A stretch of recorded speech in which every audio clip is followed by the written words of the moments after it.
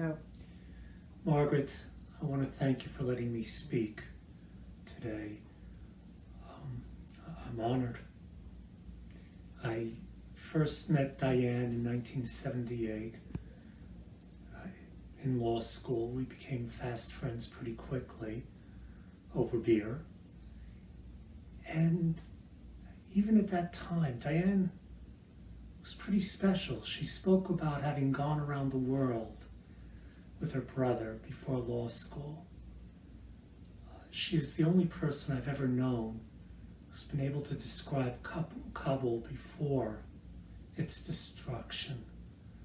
She talked about how beautiful it was, how wonderful the people were, the pomegranate trees, the leather sheepskin coat she purchased for $5. She talked about how dingy Tehran was. This was before 1978. In the last 10 years, Diane and Margaret traveled with my wife and I. We went to Vietnam together, we went to Laos together, we went to Portugal together. And Diane just observed and collected and never judged. Some people think of themselves as, or describe themselves as lawyers, or spouses, or Jews, or Christians, or Muslims.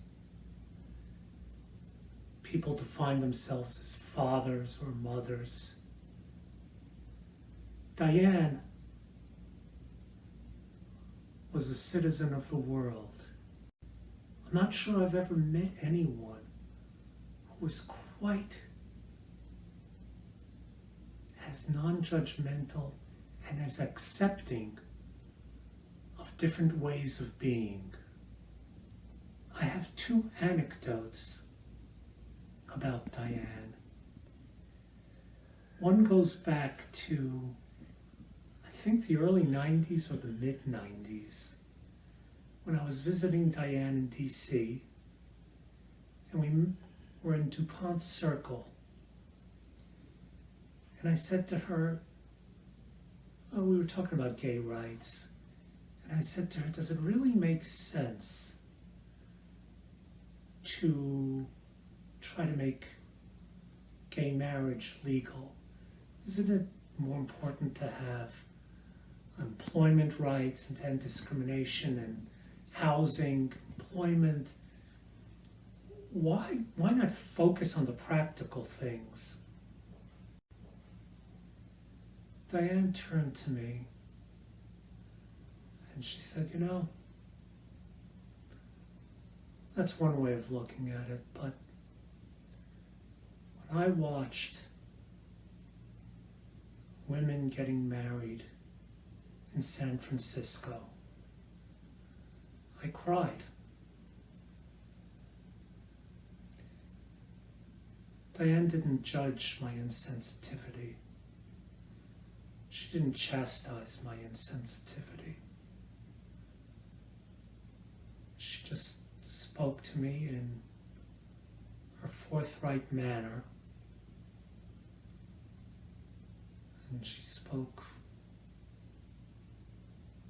revealing her heart. And without shaming me, she changed me with just a sentence or two. I don't believe in saints, though, so I'm going to tell you a story of when Diane annoyed me. We were in Vietnam, and we were on, I forgot what river, and because I'm a runner, people sometimes mistakenly think I'm athletic. And Diane, thinking I was athletic, said, "Come on, let's go rowing on the river." Diane was a powerful rower, God almighty. And did she get annoyed at my lack of coordination? She was strong. She was strong emotionally. She was strong psychologically. She led a big life in a very quiet way. You know, there are 3 times in my life when I heard of deaths and just felt the light go out, or a spark go out, or a fire go out. I clerked for a judge who was just brilliant, and when he died, I just thought a light went out. I had a client who was paralyzed from the chest down. He was Hispanic. He was a drug addict. And he died of an overdose. And his death just really rocked me because it just symbolized a lot of sadness and poverty and unfairness in the world. And when Diane died, I felt the same thing. I felt that a citizen of the world, of which we had few,